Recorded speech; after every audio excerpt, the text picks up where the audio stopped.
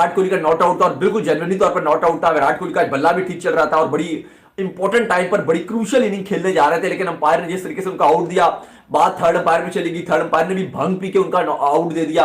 मुझे तो बात ही समझ नहीं आई कि अंपायर चाह क्या रहे थे, क्या उन्होंने रवि शास्त्री बेचारा मजबूर है, कमेंट्री कर रहा है।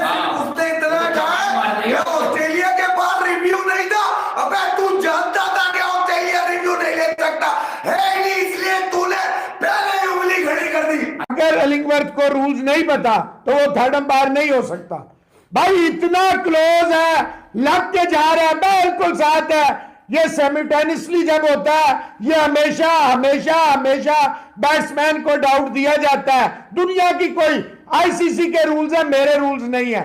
गलत और इतना घटिया फैसला यार कि कोई एविडेंस ही नहीं है उसके पास। और वो टीवी अंपायर जो है वो हमें ये कह रहा है कि यार मुझे ऐसा लगता है कि पहले पैड के साथ लगी है, कोई एविडेंस नहीं है, कहीं नजर नहीं आ रहा। हमें तो ये नजर आ रहा था कि पहले बैट के साथ लगी है, और टीवी अंपायर ये कह रहा है कि यार मुझे ऐसा लग रहा है कि पहले ये पैड के साथ लगी है, इसलिए मैं जो है वो आउट दे रहा हूँ। और फील्ड जय हिंद फ्रेंड्स, कैसे हो आप लोग? भाई नसीब हो तो केएल राहुल जैसा आज फिर 17 रन बना के आउट हो गए। दूसरे दिन इंडियन बैट्समैन ने बढ़िया बैटिंग नहीं की, 66 पे 4 विकेट चले गए थे। विराट कोहली जाडेजा के साथ मिलके 59 रन जोड़े, उसके बाद फिर से कोलैप्स हो गया। 139 पे 7 विकेट चले गए थे, लेकिन अक्षर और अश्विनी ने पारी को संभाल लिया। अक्षर पटेल लाजवाब फॉर्म में है, 74 रन बनाए 115 बॉल पे। इंडिया 262 पे ऑल आउट हो गया। विराट कोहली आज बढ़िया बैटिंग कर रहे थे, 44 रन बना के एलबीडब्ल्यू आउट हो गए। नितिन मेनन 1 सेकंड भी देरी नहीं की आउट देने में, जबकि कोहली आउट नहीं थे। रिप्ले में साफ दिख रहा था पैड पहले था। थर्ड एम्पायर ने भी डिसीजन को रिवर्स नहीं किया। पाकिस्तानी मीडिया नितिन मेनन के एम्पायरिंग को लेकर गुस्से में है। अगर आज कोहली आउट नहीं होते तो इंडिया अच्छी खासी लीड ले जाता। आप अगर मेरे चैनल पे नए हैं तो प्लीज चैनल को सब्सक्राइब कर दीजिए और एक कमेंट कर दीजिए। चलिए वीडियो शुरू करते हैं। नितिन मेनन हो, स्टीव बकनर हो, सेम है। ये वही नितिन मेनन है जिसने एजाज पटेल के खिलाफ भी कोहली को आउट दिया। ये शर्मा और नितिन मेनन जब भी अंपायर होते हैं, कोहली बेचारा हमेशा रिसीविंग एंड पे होता है और शर्म से डूब मरे। 36.2.2 क्लॉज है आईसीसी का, वो ये कहता है, क्लियरली लिखा हुआ है कि जब ऐसी सिचुएशन हो, साइमल्टेनियसली हो, तो ये बैट फर्स्ट कहलाता है। जब भी ऐसी सिचुएशन, ये क्लॉज आईसीसी का एमसीसी की रूल्स बुक है, मैंने नहीं बनाया, चेक कर ले। बाकी जो लोग कोहली की नफरत में मर रहे हैं वो और मरे। और मुबारकबाद हो इस नितिन मेनन को, ये ऐसा अंपायर है जिसने हमेशा, I feel is the worst Indian umpire, ना कि बेस्ट इंडियन अंपायर। हमेशा हमेशा Kohli at the receiving end, चाहे वो न्यूजीलैंड का मैच हो, मुंबई वाला, चाहे ये मैच हो, ये बेचारे कोहली का जब वो लगता है, अब जब कुछ नहीं बन पड़ता तो उंगली खड़ी कर दे, एलबीडब्ल्यू आउट कर दे।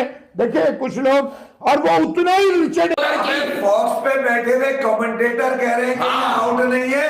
रवि शास्त्री बेचारा मजबूर है, कमेंट्री कर रहा है। उसने इतना कहा कि ऑस्ट्रेलिया के पास रिव्यू नहीं था। अबे तू जानता था कि ऑस्ट्रेलिया रिव्यू नहीं ले सकता है, नहीं इसलिए तूने पहले उंगली खड़ी कर दी। अच्छा, ऑस्ट्रेलिया देखें, ये अंपायर का सोचना नहीं होता किसके कितने रिव्यू चले गए।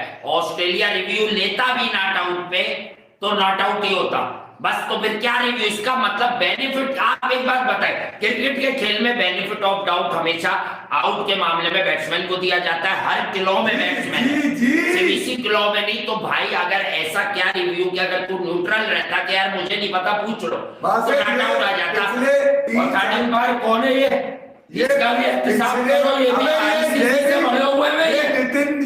पार्टियां, ये भी उसी चेतन शर्मा टाइप के लोगों की साजिशों के चिचेले बने हुए। ये पिछले 3 सालों से ये भी शामिल रहा है भाई। ये पिछले का आउट, क्या यार घटिया किस्म की अंपायरिंग जो हो रही है इंडिया वर्सेस ऑस्ट्रेलिया मैच में। यार पता नहीं ये अंपायर जो है वो नशा करके अंपायरिंग करते हैं, चरस पी हुई है इस अंपायर ने। मुझे तो कुछ समझ नहीं आ रहा है। कल से लेके जितने भी इस अंपायर ने फैसले दिए हैं भाई, फील्ड अंपायर ने, उतने इसके फैसले गलत साबित हुए हैं।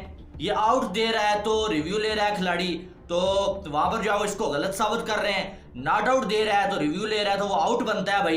तो ये क्या, किस लेवल की अंपायरिंग हो रही है। और अभी विराट कोहली अच्छी खासी बैटिंग कर रहा था, वो बंदा जबरदस्त बैटिंग, एक मुश्किल वक्त में आके वो उसने जो टीम को संभाला। इतनी कमाल की बैटिंग, 44 स्कोर 84 बॉलों पे 4 चौके, और अचानक से उसको जो गलत आउट दे दिया। यानी कि ये क्या क्या क्या सोच के इसने आउट दिया, जब तुम्हें मालूम ही नहीं है। इतना क्लोज फैसला है भाई, इतना क्लोज।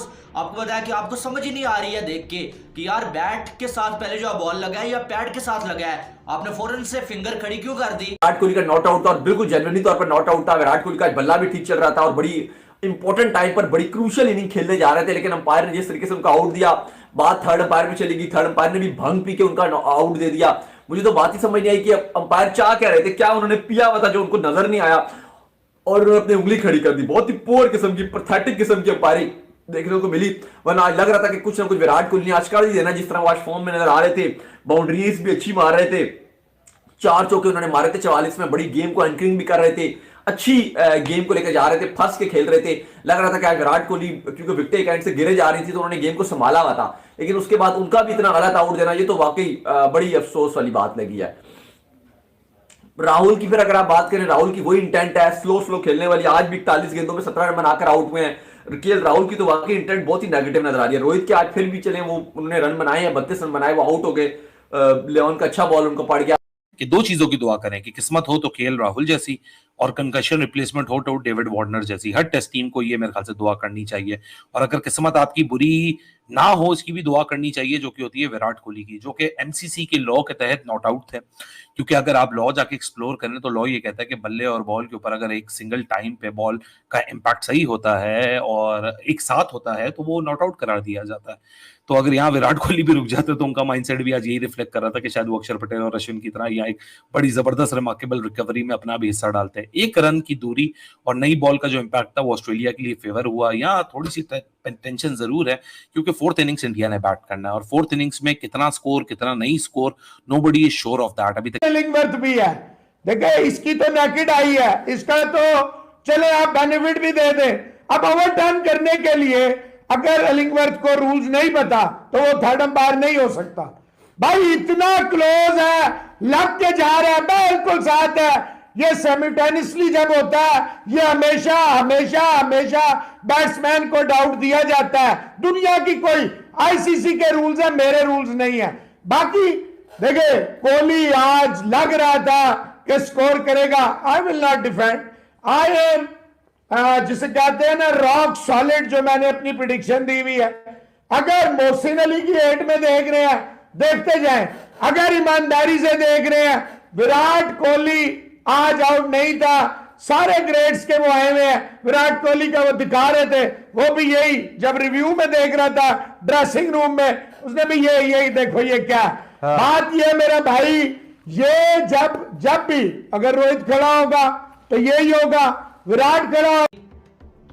आपने पहले सोचना चाहिए था यार, आप रिव्यू ले लें। ये क्या सीन है कि फौरन से फिंगर खड़ी कर दी, उसको आउट दे दिया और फिर टीवी अंपायर। इतना गलत और इतना घटिया फैसला यार कि कोई एविडेंस ही नहीं है उसके पास। और वो टीवी अंपायर जो है वो हमें ये कह रहा है कि यार मुझे ऐसा लगता है कि पहले पैड के साथ लगी है, कोई एविडेंस नहीं है, कहीं नजर नहीं आ रहा। हमें तो ये नजर आ रहा था कि पहले बैट के साथ लगी है, और टीवी अंपायर ये कह रहा है कि यार मुझे ऐसा लग रहा है कि पहले ये पैड के साथ लगी है, इसलिए मैं जो है वो आउट दे रहा हूं और फील्ड अंपायर के फैसले पर ही हम जाना चाहेंगे।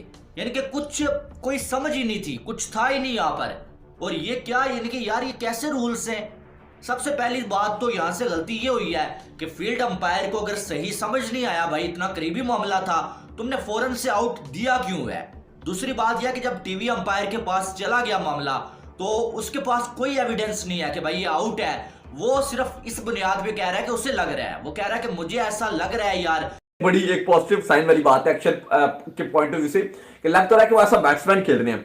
और सबसे बड़ी बात यह कि जो उनकी सक्सेस का जो राज है अक्षर पटेल का, वो ये है कि वो तेज खेल रहे हैं, ताबड़तोड़ बैटिंग कर रहे हैं, रुक नहीं रहे, ताबड़तोड़ उनकी बैटिंग चल रही है। ये सबसे बड़ी उनकी जो खास बात है कि वो रुक नहीं रहे हैं। इंटेंट ये बता रही है कि हम अटैक करेंगे, हम तेज खेलेंगे, और ये मुझे बड़ी खतरनाक किस्म की इंटेंट नजर आ रही है। अगर ऑस्ट्रेलिया इसी इंटेंट के साथ खेलता है तो ऑस्ट्रेलिया फिर मुझे लग रहा है कि 250 को टारगेट तो ये पहुंच सकता है, 250 से 250 तक पहुंच सकता है। और आखिरी इनिंग में यानी कि जाहिर अगर ऑस्ट्रेलिया 250 से 350 का टारगेट देता है तो इंडिया को डे 4 पे बैटिंग मिलेगी। तो मुझे नहीं लग रहा है कि चौथे दिन में बैटिंग करना इतना आसान रहेगा, क्योंकि आज तो ऑस्ट्रेलिया ने टोटली अगर आप देखें तो 12 ओवर में 12 ओवरों में 61 रन बना दिया। ये वाकई बड़ी ताबड़तोड़ बैटिंग की गई है ऑस्ट्रेलिया की जानिब से। ये वाली इंटेंट अब आई होप कि अगर जब कल ऑस्ट्रेलिया है तो ये उनकी इंटेंट ना हो, क्योंकि अगर वो इसी इंटेंट के साथ खेले फिर तो कहानी बड़ी खराब हो जाएगी। क्योंकि अगर इस इंटेंट के साथ आप तेज खेलना शुरू करेंगे तो फिर आपको पता है रन आएंगे और फिर बॉलर पे प्रेशर आता है। और हमने आज भी देख लिया, अभी चाहे जडेजा हो चाहे अश्विन हो, सबकी लाइन खराब हो रही थी। जब हेड ने अटैक करना शुरू किया तो फिर आपको चौके भी मिल रहे थे और लाइन खराब भी हुई थी। लेकिन रविचंद्रन अश्विन और अक्षर पटेल, अगर इन दोनों की फाइट बैक ना होती तो अभी गेम इंडिया की रीच से बहुत ऊपर जा चुका होता। What a remarkable fight back. Indeed, it was remarkable fight back. जिस तरह हेड ऑन लिया अक्षर पटेल ने और रविचंद्रन अश्विन को, और जिस तरह अभी ये बैटर्स भी आके बैटिंग कर रहे हैं, एक चीज तो यहाँ तय है कि पिच में अभी भी कोई ज्यादा खास डीमन नहीं है।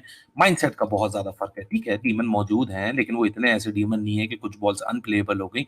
If you have the right intent and if you have the right mindset, you can Indeed score on this surface and you can even score quick. और हमने अक्षर पटेल और रविचंद्रन अश्विन की फाइट बैक से एक सबक तो सीखा कि भाई साहब आपने गिव अप नहीं करना। आपका जो